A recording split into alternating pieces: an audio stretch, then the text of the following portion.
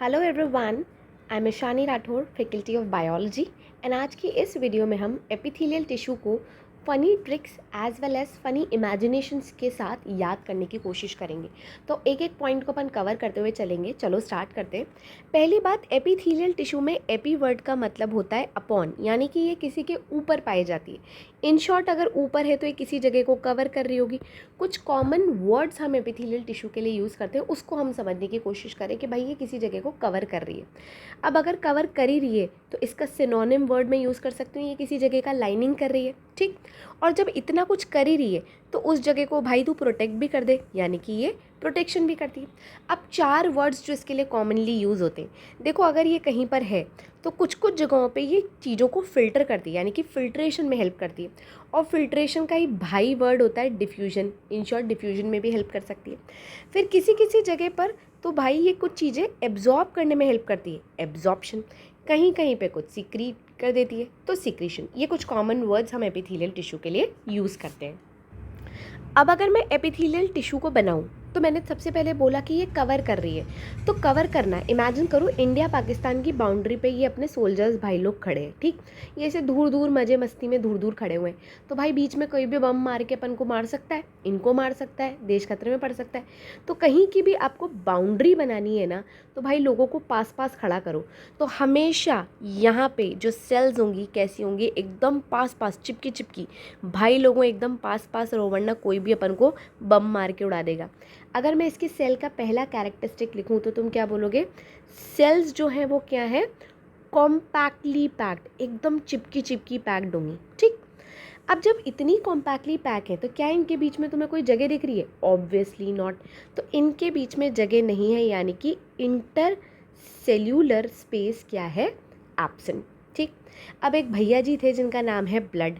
वो आते हैं सबको माल देने, आए इनको भी माल देने, पर इनके पास क्या थी? जगह ही नहीं थी। जगह नहीं थी तो ये कहता है भाई मैं कहाँ आऊँ, तुम्हारे बीच में तो जगह ही नहीं है। तो ये सारे के सारे दुखी हो जाते हैं, यार आप हमें सप्लाई नहीं दोगे। कहेगा सॉरी भाई, तुम्हारे बीच में जगह नहीं है। इन शॉर्ट, इनके पास there is no blood supply. अब ब्लड कहता है भाई तू तेरी देख लेना, अब तू या तो जान ही बचा या तू खुद को ही बचा। तो अब ये जिंदा है तो डेफिनेटली इनको भी न्यूट्रिएंट और दूसरी चीज़ें चाहिए, तो इनको किसी और पर डिपेंडेंट होना पड़ेगा। खाली फोकट दूसरों को बचा रहे थे, भिखारी बन गए। लो जी, ये डिपेंड करते हैं कनेक्टिव टिश्यू पे, यानी कि they depend on connective tissue.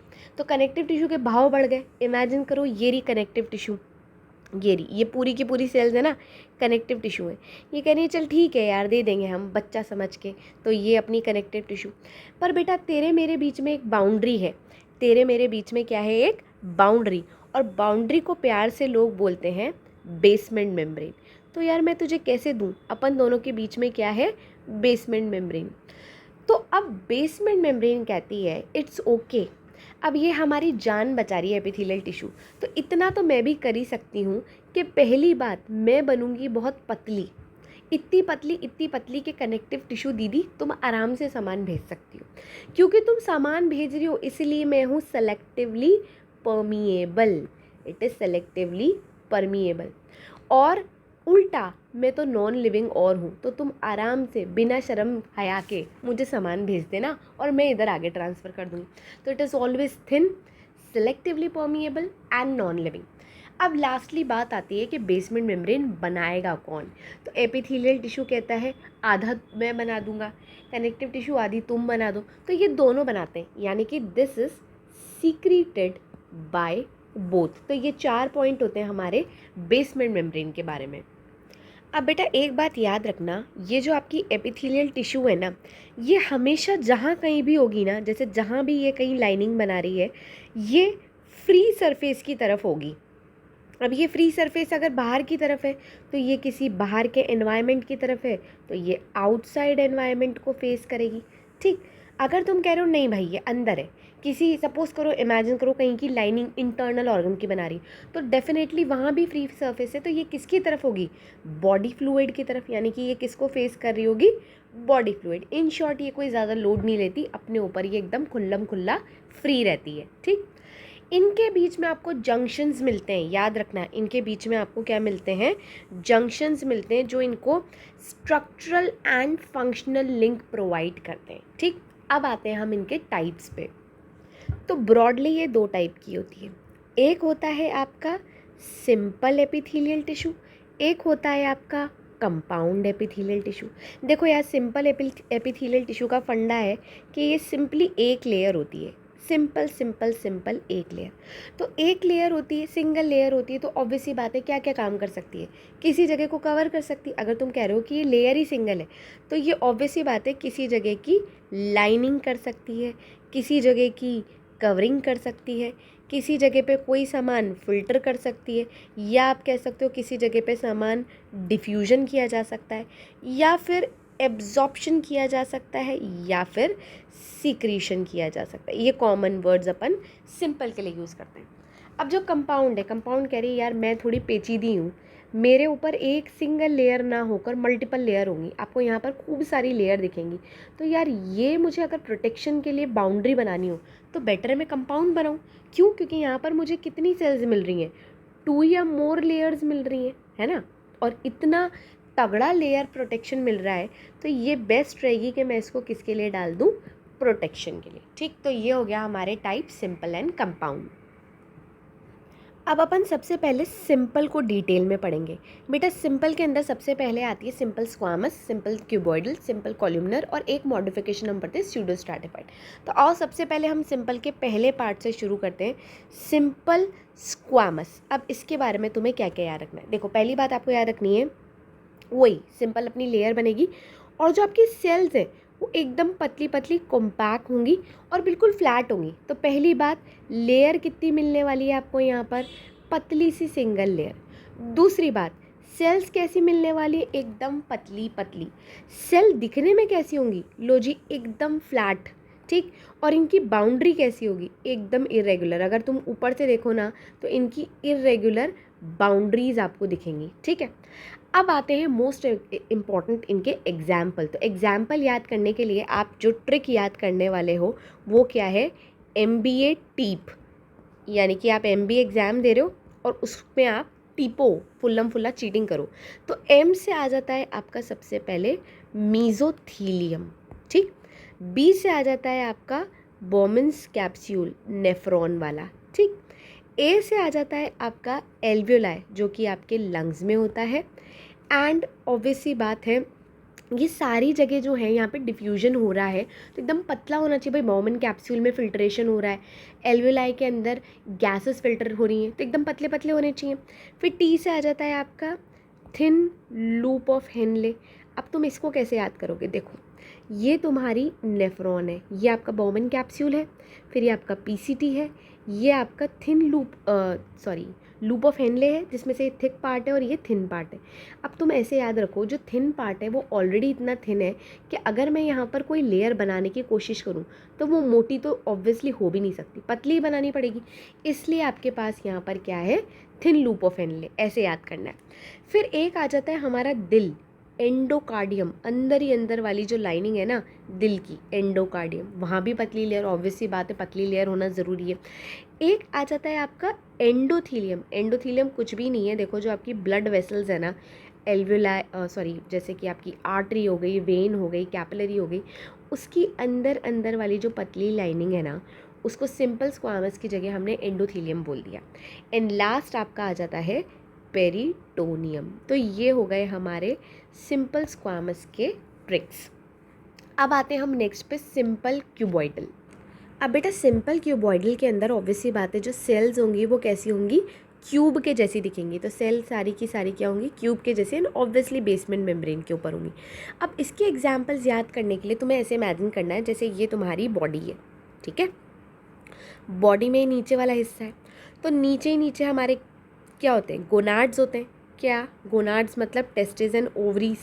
तो ये मैंने लिख दिया गोनाड्स, टेस्टिस मेल में होगा, ओवरी फीमेल में होगी। तो अगर तुम्हें याद आ रहा हो, अगर तुमने पढ़ रखा हो, नहीं भी पढ़ा हो तो याद रखो, ये ओवरी, ये टेस्टिस, इनके अंदर लाइनिंग होगी और लाइनिंग में ऐसे क्यूबॉइडल सेल्स हैं। ये क्यूबॉइडल सेल ही आगे जाके क्या करने वाली हैं, सेल डिवीजन। और सेल डिवीजन कौन सा वाला करेंगी, ये मियोसिस।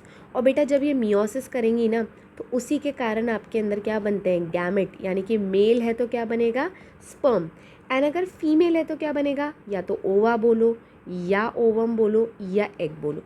क्योंकि ध्यान से सुनो, क्योंकि ये अंदर की लाइनिंग क्यूब जैसी है, क्यूबॉइडल एपिथेलियम है, और इसके कारण आपके गैमेट, जिनको अपन प्यार से जर्म भी बोलते हैं, जर्म सेल्स, क्योंकि ये यही बना रहे हैं इसलिए हम इन्हें जर्मिनल एपिथेलियम भी बोलते हैं।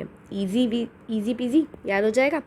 अब देखो आगे का तुम कैसे याद रखोगे, आगे का याद करना भी बहुत आसान है। इमेजिन करो तुम्हारी बॉडी में नीचे से अब अपन ऊपर चल रहे हैं, ऊपर चलेंगे तो इधर किधर कहीं एक ऑर्गन आएगा जिसका नाम है पेनक्रियास। बेटा पेनक्रियास को जब तुम जूम करोगे ना तो अंदर ऐसी क्यूब की सेल्स ऐसे पड़ी रहती हैं लाइक दिस, जिनको हम बोलते हैं एसिनी सेल्स, और ये आपका पेनक्रियाटिक जूस बनाने में हेल्प करती हैं, तो ये भी क्यूबॉइडल होती हैं। अब इमेजिन करो यही वाला पार्ट आप इसी एरिया के थोड़ा सा ऊपर जाके पीछे चले गए, तो पीछे जाके आपके एक ऑर्गन है जिसे हम प्यार से क्या बोलते हैं, किडनी। और किडनी के अंदर एक स्ट्रक्चर होता है नेफ्रॉन। बेटा नेफ्रॉन में ये बोमन्स कैप्सूल, ये होता है पीसीटी, ये होता है loop of Henle. Loop of Henle ये हिस्सा पूरा ही होता है, एंड देन स्टार्ट हो जाता है आपका डीसीटी, एंड लास्ट पार्ट होता है कलेक्टिंग टाइम। तो यहाँ पे कहाँ पे होगा, याद रखो एक मॉडिफिकेशन होता है पीसीटी में और उसका सिंपलर वर्जन होता है डीसीटी में। तो अभी तुम याद रखो क्योंकि तुम सिंपल पढ़ रहे हो, तो ये जो पीछे वाला पार्ट है ना डीसीटी, यहाँ पर पड़ी होती है क्यूब जैसी आपकी क्यूबॉइडल एपिथेलियम। फिर नेक्स्ट याद रखो ये आपका पार्ट है लूप ऑफ हेनले का। अब बेटा ये याद रखो लूप ऑफ हेनले का ये वाला पार्ट मैंने मोटा बनाया है, this is called as thick part, और ये वाला पार्ट मैंने थिन बनाया है। ठीक है, जो थिन वाला है वो तो ऑब्वियसली बात है इतना पतला है कि मेरे पास यहाँ पे चॉइस ही नहीं है पतली पतली सेल्स डालने के, तो मैंने याद करो यहाँ पे क्या डाला था, सिंपल स्क्वामस, क्योंकि सेल्स क्या थी, फ्लैट। पर अभी मैं अगर ऊपर वाले हिस्से पे देखूँ, यानी कि मैं बात करूँ थिक पार्ट की, तो क्योंकि मेरे पास जगह है तो मैं आराम से ये मोटी मोटी क्यूब जैसी सेल्स ठूस सकती हूँ। इसलिए मेरा एक एग्जाम्पल क्या आ जाएगा, thick part of loop of Henle. आप ऐसे ही ट्रिक के साथ याद करोगे ना तो आपको इजीली याद हो जाएगा, this is thick part of loop of Henle. अब ये हो गया हमारा किडनी। ठीक, अब थोड़ा और ऊपर चलते हैं, किडनी भी ख़त्म हो गया, तो किडनी से ऊपर डायरेक्टली अब तुम गर्दन पे आ जाओ। गर्दन तो मैं यहाँ बना नहीं सकती, पर मैंने यहाँ पे डायरेक्टली जो मुझे पार्ट बनाना है वो मैंने बना दिया। जो पार्ट है इसे हम बोलते हैं थायराइड ग्लैंड। बेटा याद रखो थायराइड ग्लैंड के बारे में भी जब आप डिटेल में पढ़ोगे ना, तो थायराइड ग्लैंड में भी ऐसे गुच्छे में क्यूब की सेल्स होती हैं, ऐसे लाइन से पड़ी होती हैं, जिन्हें हम बोलते हैं फॉलिकल सेल्स। भाई ये फॉलिकल सेल्स भी क्यूब के जैसी ही है ना, और इनका काम होता है आपका हार्मोन बनाना, थायरॉक्सिन।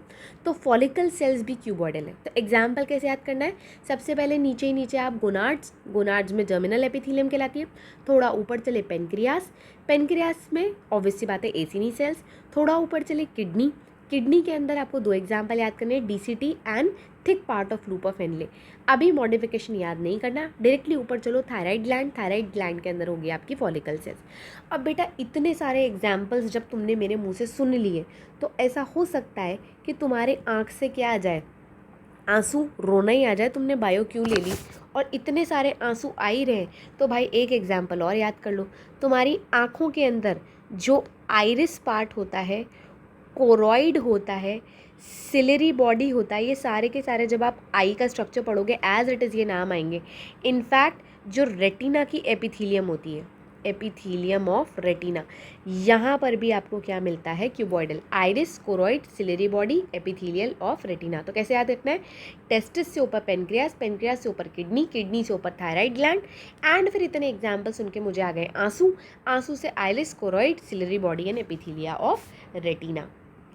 अब याद करो आपके इतने सिंपल सारे एग्जाम्पल्स के बाद क्यूबॉइडल में मॉडिफिकेशन भी होता है। बहुत छोटे से प्यारे से दो मॉडिफिकेशन है भाई। पहला मॉडिफिकेशन है, अगर क्यूब के ऊपर ऐसा ब्रश बॉर्डर्ड लाइक, यानी कि इन शॉर्ट माइक्रोविलाई आ जाए, तो इसको हम क्या बोल देते हैं, ब्रश बॉर्डर्ड क्यूबॉइडल एपिथेलियम। ठीक है, और इसका एग्जाम्पल आप याद करो, अभी मैंने तुम्हें बताया था ये बोमन कैप्सूल नेफ्रॉन के अंदर, and this part is PCT. बेटा पीसीटी के अंदर फिल्ट्रेशन जो होती है ना, अल्ट्रा फिल्ट्रेशन, उसके बाद मैक्सिमम रीअब्जॉर्प्शन चीज़ों का यही होता है। एंड तुम दिमाग में बिठा लो, जब आपको मैक्सिमम रीअब्जॉर्प्शन करना हो ना, तो यू नीड माइक्रोविलाई, है ना। तो पीसीटी में माइक्रोविलाई हैं, तो ये स्ट्रक्चर ब्रश बॉर्डर है, और इसका एक एग्जाम्पल आप याद करने वाले हैं, पीसीटी। अगर इसी क्यूबॉइडल के ऊपर ऐसे कूल डूड जैसे सीलिया यानी कि बाल जैसे स्ट्रक्चर आ जाएं, तो तुम याद रखो यार बाल है तो हिलेंगे, हिलेंगे तो किसी चीज़ को मूव करेंगे। तो एग्जाम्पल ऑब्वियस सी बात है वही जगह होगी जहाँ पे मुझे किसी चीज़ को मूव करना है। तो इसका एक एग्जाम्पल आपने याद रखना है कलेक्टिंग डक्ट, जो कि अगेन नेफ्रॉन का ही पार्ट है जहाँ से यूरिन को मूव करना है। अब नेक्स्ट आती है सिंपल कॉलमनर। यार कॉलमनर में नाम में छुपा है कॉलम, तो यानी कि सेल एकदम लंबी लंबी कॉलम की तरह होंगी, और इनका जो न्यूक्लियस होता है वो जनरली कहाँ पर होता है, बेस में। ठीक, अब तुम इसके मॉडिफिकेशंस याद रखो। सबसे पहले आता है ब्रश बॉर्डर, और अभी अपन पढ़ चुके हैं ब्रश बॉर्डर यानी कि लंबी सेल के ऊपर माइक्रोविलाई प्रेजेंट होगा लाइक दिस। अब मैं इसको कैसे याद रखती हूँ, सुनो। इसका कॉमन एक एग्जाम्पल तुम्हें याद रखना होता है गॉल ब्लैडर। बेटा लिवर जो होता है ना वो बनाता है बाइल जूस, और वो स्टोर करता जाता है गॉल ब्लैडर में। गॉल ब्लैडर कहता है यार मेरे पास तो जगह कम है, तो ऑब्वियसली बात है मुझे पानी उड़ाकर गॉल ब्लैडर के अंदर क्या करना पड़ेगा, स्टोर बाइल जूस। ऐसे याद रखो कि गॉल ब्लैडर क्या करता है, ऐसे सेल के अंदर तुम्हें मटकी याद रखनी है, ऐसे मटकी। गॉल ब्लैडर की सेल्स जो है इसमें इमेजिन करो मटकी, मटकी में मुझे माल भरते ही जाना है, पर अगर उसमें पानी ज़्यादा भरती जाऊंगी तो ऑब्वियसली बात है जल्दी भर जाएगा, तो मुझे पानी उड़ा देना है, उसको इमेजिन करो एकदम पाउडर यानी कि कॉन्सेंट्रेटेड फॉर्म में स्टोर करना है।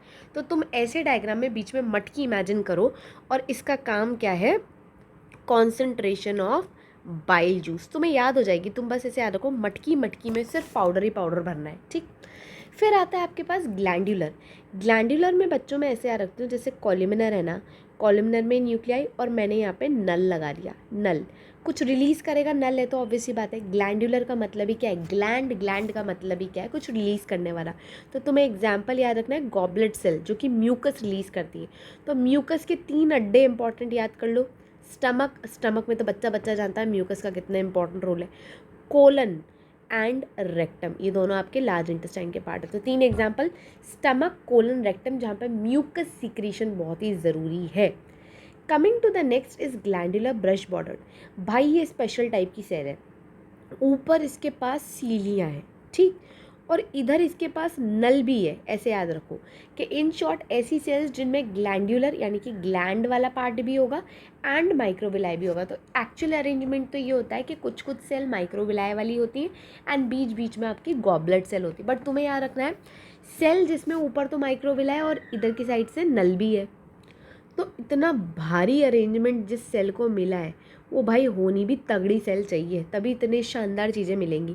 तो तुम मान सकते हो ना, इसका एग्जांपल मैं स्मॉल इंटेस्टाइन बोल दूं, क्योंकि भाई स्मॉल इंटेस्टाइन अपने आप में बहुत अजूबी सेल है, बेचारी डाइजेशन भी कर लेती है, एब्जॉर्प्शन भी कर लेती है। तो तुम याद रखो इतनी भारी चीज़ इतने भारी बंदे को ही मिलेगी, glandular brush bordered small intestine में। अब आते हैं, एक मॉडिफिकेशन होता है इसका सीलिएटेड कॉलमनर। तो ऐसी लंबी सेल और ऊपर कूल डूड वाले बाल, भाई ये आपके पास होती है फेलोपियन ट्यूब में। ठीक, फेलोपियन ट्यूब में तुम एग्जाम्पल याद करो तो तुम याद करो जैसे ये फीमेल रिप्रोडक्टिव ट्रैक है और ये यूट्रस है एंड ये रही फेलोपियन ट्यूब। फेलोपियन ट्यूब जो है तुम्हें पता है ओवरी से ओवम कलेक्ट करती है, तो भाई ये ओवम इधर आ गया। अब जो ओवम है ऑब्वियसली बात है वो खुद से तो चल के जाएगा नहीं, उसको मूव कराना है। तो ये फेलोपियन ट्यूब जो है उसमें ऐसे लाइन से लंबी लंबी सेल्स होती हैं एंड ये लंबी लंबी सेल्स में क्या होता है, सीलिया। तो जब ये सीलिया मूव करेगा तो ये एग ऑटोमेटिकली आगे की तरफ मूव करेगा, इसलिए यहाँ पर सीलिएटेड कॉलमनर पड़ी होती है। ठीक है, और लास्ट याद करो स्टीरियोसीलिएटेड, जिसके ऊपर स्टीरियोसीलिया, इन शॉर्ट कुछ इस तरीके का ऐसा ना एकदम ही कूल डूड टाइप स्ट्रक्चर हो।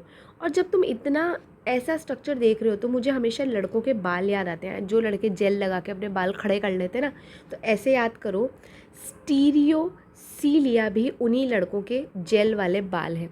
और भाई जब मैं लड़का लड़का बोल रही हूँ तो एग्जाम्पल भी लड़कों वाले ही हैं। देखो पहला एग्जाम्पल याद कर लो एपिडिडमिस, जो तुम्हें मेल रिप्रोडक्टिव ट्रैक में ही मिलने वाला है। दूसरा एग्जाम्पल याद कर लो आप वास डिफरेंस, जो भी आपको मेल रिप्रोडक्टिव ट्रैक में ही मिलने वाला है। और जो लड़के होते हैं ना वो जानबूझ के सुन के भी बात अनसुनी करते हैं वाला रिएक्शन देते हैं। तो याद रखो macula and cristae of years, ऐसे याद रखना, लड़के जानबूझ करके भेरे वाला रिएक्शन देते हैं। तो मैक्यूलाइन क्रिस्टी ऑफ ईयर, दिल पे ना ले लेना लड़कों। तो भाई इन शॉर्ट आपके ये सारे मॉडिफिकेशंस कैसे याद रखने हैं। ब्रश बॉर्डर जो है गॉल ब्लैडर कॉन्सेंट्रेटेड कर रहा है। फिर आप याद करो glandular, goblet cell, stomach, colon, rectum. Glandular भी चाहिए और नल भी चाहिए, small intestine. Ciliated fallopian tube धक्का मारने के लिए, एंड स्टीरियोसीलिया, कूल डूड वाले बाल, epididymis, vas deferens and macula crista of ear. अब नेक्स्ट देखो स्यूडो स्ट्रैटिफाइड। बेटा स्यूडो वर्ड का मतलब होता है फॉल्स, झूठा। स्ट्रैटिफाइड का मतलब लेयर, आपको झूठी लेयर दिखे। इन शॉर्ट कॉलमिनर एपिथेलियम का थोड़ा सा मॉडिफिकेशन है। हुआ क्या, कुछ लंबे छोटे लोग खड़े हो गए। इमेजिन करो आपकी क्लास में अगर असेंबली हो और लोग खड़े हुए और हाइट वाइज ना खड़े होकर रैंडम खड़े हो जाए, तो कोई लंबा कोई छोटा, कोई लंबा छोटा, इस तरीके से खड़े होंगे तो अनइवन दिखेगा। अनइवन दिखने से मुझे वो एक यूनिफॉर्म लेयर की जगह 2 लेयर दिख सकती हैं। तो इमेजिन करो एक लंबी कॉलमनर, एक थोड़ी छोटी, तो क्योंकि उनके न्यूक्लियस मुझे अलग अलग पोजीशन पे दिखेंगे तो मुझे दिखने में ऐसा लगेगा कि ये 2 लेयर है, पर एक्चुअली में तो एक ही है ना। तो क्योंकि ये झूठी 2 लेयर दिख रही है इसलिए हम इसे बोलते हैं स्यूडो स्ट्रैटिफाइड एपिथेलियम। नेक्स्ट बात, इसमें आपको एक एग्जाम्पल याद रखना है, PSCCGE, जिसमें से P का मतलब होता है स्यूडो, S का मतलब होता है स्ट्रैटिफाइड, C का मतलब होता है कॉल्यूमिनर, फिर इस C का मतलब होता है सीलिएटेड, फिर इस C का मतलब होता है ग्लैंड्यूलर, एंड E का मतलब होता है एपिथेलियम। इन शॉर्ट ऐसी स्यूडो स्ट्रैटिफाइड कॉल्यूमिनर एपिथेलियम बच्चों जिसके ऊपर सीलिया भी हो, लो जी गजब बात, सीलिया भी है इसके ऊपर, ग्लैंड्यूलर नल भी है जी, लो जी और ही गजब, ठीक। और ऐसी एपिथेलियम किसी गजब जगह पर ही होनी चाहिए। तो इसका एग्जाम्पल आपका रेस्पिरेटरी ट्रैक से रिलेटेड है, जो आपका नेज़ल चैम्बर है ना, उसमें जो एपिथेलियम कवर कर रही है वहाँ पे, ट्रैकिया में एंड ब्रोंकाई पे। अब तुम्हें बिल्कुल कॉमन सेंस लगाना है यार, इस पूरे पाथ में आप एयर मूव करा रहे हो। एयर में ऑब्वियसली बात है जब आप बाहर से एयर ले रहे हो तो उसमें डस्ट पार्टिकल्स भी होंगे, तो डस्ट पार्टिकल्स को ट्रैप करके वहीं रोक के फिल्टर करना है अपन ने। तो यहाँ पर आपको डेफिनेटली सीलिया की बहुत ज़रूरत है। इनफैक्ट इस पार्ट में म्यूकस भी मूव कर रहा है, तो मुझे म्यूकस को मूव कराने के लिए भी I need this ciliated part. तो आपको याद रखना है रेस्पिरेटरी ट्रैक का नेज़ल चैम्बर डस्ट पार्टिकल से रिलेटेड, ट्रैकिया ब्रोंकाई आपके म्यूकस से रिलेटेड, इसीलिए ये सीलिएटेड है। एंड ग्लैंडुलर तो होगी क्योंकि म्यूकस सीक्रेशन यहाँ पे ज़रूरी है। आई होप ये याद हो गया होगा। अब नेक्स्ट पे अपन आते हैं कंपाउंड। भाई कंपाउंड में ऑब्वियसली बात है एक नहीं 2 या 3 लेयर होंगी, तो ये प्रोटेक्शन के लिए। अब इसके 2 टाइप होते हैं, एक होता है ट्रांजिशनल, एक होता है नॉन ट्रांजिशनल। जो स्ट्रेचेबल होती है ना वो ट्रांजिशनल होती है, और जो नॉन ट्रांजिशनल होती है वो स्ट्रेचेबल नहीं होती, बिल्कुल भी स्ट्रेच नहीं कर सकती। तो जो ट्रांजिशनल है, अब तुम इमेजिन करो तुम्हारी बॉडी में कुछ कुछ जगहों पे स्ट्रेच यानी कि फ्लेक्सिबिलिटी एंड स्ट्रेचेबिलिटी की ज़रूरत है, तो वहाँ पे ट्रांजिशनल एपिथेलियम होगा। जैसे एग्जांपल इमेजिन करो, सबसे पहला पार्ट में तुम्हें इमेजिन करा रही हूँ हमारे एक्सक्रीटरी सिस्टम का एक बहुत ही ज़रूरी ऑर्गन जिसका नाम है यूरिनरी ब्लैडर। जिस बेचारे का काम है दिन भर यूरिन भरते रहना, तो यूरिन जब भरना शुरू होता है तो इसको स्ट्रेच कर कर और यूरिन भरने की जगह चाहिए होती है। तो जो आपके यूरिनरी ब्लैडर में स्ट्रेच होकर यूरिन भरते जाने की जो ability, it is mainly because of transitional epithelium. No doubt वहाँ पे मसल्स भी हैं, but transitional epithelium help out करती है इस स्ट्रेचेबिलिटी में। तो पहला एग्जांपल हो गया यूरिनरी ब्लैडर। फिर तुम याद करो जब आप किडनी पढ़ते हो तो आप एक स्ट्रक्चर पढ़ते हो जिसका नाम होता है रीनल पेल्विस, वहाँ पे भी स्ट्रेचेबिलिटी ज़रूरी है, इसलिए यहाँ पे भी ट्रांजिशनल एपिथेलियम ज़रूरी है। एंड एक एग्जांपल आप इसका पढ़ते हो, जो प्रॉक्सिमल पार्ट होता है ना मेल यूरेथ्रा का, वहाँ पर भी आपको ट्रांजिशनल एपिथेलियम मिलती है, क्योंकि यहाँ पे सब जगह पे आपको क्या है स्ट्रेचेबिलिटी की ज़रूरत है। अब जो नॉन ट्रांजिशनल है वहाँ पे स्ट्रेचेबिलिटी तो चाहिए नहीं, ये फर्दर 3 टाइप का है। अब भाई जो नॉन ट्रांजिशनल है ना उसके 3 टाइप होते हैं। पहला होता है stratified squamous, stratified cuboidal, stratified columnar. नाम से पता चल रहा है स्क्वामस में फ्लैट होगा, क्यूबॉइडल में क्यूब सेल्स होंगी, कॉलमिनर में कॉलम होगा। अब सबसे पहले डिटेल में पढ़ते हैं स्ट्रैटिफाइड स्क्वामस। तो ये जो हमारी स्ट्रैटिफाइड स्क्वामस है 2 टाइप की होती है, कैरेटिनाइज्ड एंड नॉन कैरेटिनाइज। देखो तुम्हें आजकल बहुत फैशन चल रहा है कैरेटिन वाले बाल कराने में, एंड इनफैक्ट अगर तुम ब्यूटी प्रोडक्ट्स देखते भी हो ना, बालों से रिलेटेड में कैरेटिन प्रोटीन वर्ड आता है। तो जो कैरेटिनाइज्ड है वहाँ से याद करो, जो कैरेटिनाइज्ड है ना उसमें कैरेटिन प्रोटीन है। अब इमेजिन करो जो सेल है उसमें मैं कैरेटिन प्रोटीन जमाती जा रही हूँ, जमाती जा रही हूँ, जमाती जा रही हूँ, तो सेल कह रही है ए भैया मुझे सांस नहीं आ रही, तो सेल क्या हो गई, डेड। तो जहाँ कैरेटिन प्रोटीन है वहाँ पे सेल क्या है, डेड। एग्जाम्पल भी आप देखो सारे डेड डेड। आपके बाल, आपके नेल्स, आपके फेदर्स, मतलब आपके तो नहीं, चिड़िया के फेदर। फिर आप याद करो जो हॉर्न्स होते हैं, हूव्स होते हैं, ये सब क्या है, ये डेड ही तो हैं, स्केल्स। तो इन सब में कैरेटिन प्रोटीन है, इसलिए ये डेड है। दूसरी तरफ जो नॉन कैरेटिनाइज उसमें कैरेटिन प्रोटीन नहीं है, तो है नहीं, तो सेल मस्त खिलखिला रही है, इसलिए सेल क्या होती है, लिविंग। इसके एग्जाम्पल तुम याद रखो, बॉडी में जहाँ जहाँ गीला गीला मॉइस्चर है ना, वही इसके एग्जाम्पल है। देखो सबसे पहला गीला गीला तुम्हारी बकल कैविटी, मुंह खोलते ही आपको गीला गीला मिलेगा। आपका जो फेरिंग्स एरिया है वो गीला गीला पोर्शन है। फिर आपका ईसोफेगस, फिर आप याद करो जो एनल कैनाल है वहाँ पे भी थोड़ा मॉइस्चर रहता है। फिर फीमेल वेजाइना में मॉइस्चर रहता है। आँखों को कैसे भूल सकते हैं भाई, कॉर्निया, कंजक्टाइवा, ये सारे आपके आँखों के पोर्शन मॉइस्चराइज्ड रहते हैं। तो ये हो गया हमारा पहला पार्ट। अब नेक्स्ट और स्ट्रैटिफाइड क्यूबॉइडल। देखो यहाँ पे आउटर मोस्ट लेयर क्यूब के जैसी होगी। इसके एग्जाम्पल बड़े आसान है, सब कुछ ना कुछ रिलीज़ करने वाले बंदे हैं, बहुत कामकाजी बंदे हैं, कुछ ना कुछ सीक्रेट करते हैं। तो इमेजिन करो मुंह से ही शुरू करते हैं। भाई मुंह में, तुम्हारे मुंह पे स्वेट ग्लैंड होते हैं, जी हाँ, टप टप पसीना बहता है। सिबेशियस ग्लैंड होते हैं, जी हाँ, मस्त पिंपल होते रहते हैं मुँह पे, ठीक भाई। फिर याद करो यहीं मुँह पे सलाइवरी ग्लैंड होते हैं, मस्त सलाइवा रिलीज़ होता है गोलगप्पों को देखकर, तो ये मुंह मुंह की बात हो गई। फीमेल के अंदर मेमरी ग्लैंड, मम्मी बेबी को दूध पिलाने के लिए, ठीक है। फिर नेक्स्ट आता है सबको जो भी खाया पिया उसको पचाने के लिए सबका पिताजी पेनक्रियाटिक ग्लैंड, जो रिलीज़ करेगा पेनक्रियाटिक जूस। तो आपको याद रखना है स्ट्रैटिफाइड क्यूबॉइडल के अंदर सारी सिक्रीशन वाले हैं, स्वेट ग्लैंड, सिबेशियस ग्लैंड। मुंह याद करो, sweat gland, sebaceous gland, salivary gland. फिर थोड़ा नीचे आ जाओ, फीमेल में मेमरी ग्लैंड, और नीचे ही नीचे सबको पचाने के लिए pancreatic gland. And last stratified columnar, जिसकी बाहर वाली जो लेयर है वो कॉलम जैसी होगी। ये दो टाइप का है भाई, अगर सीलिया है तो सीलिएटेड, और अगर सीलिया नहीं है तो नॉन सीलिएटेड। एक एक एग्जाम्पल याद कर लो।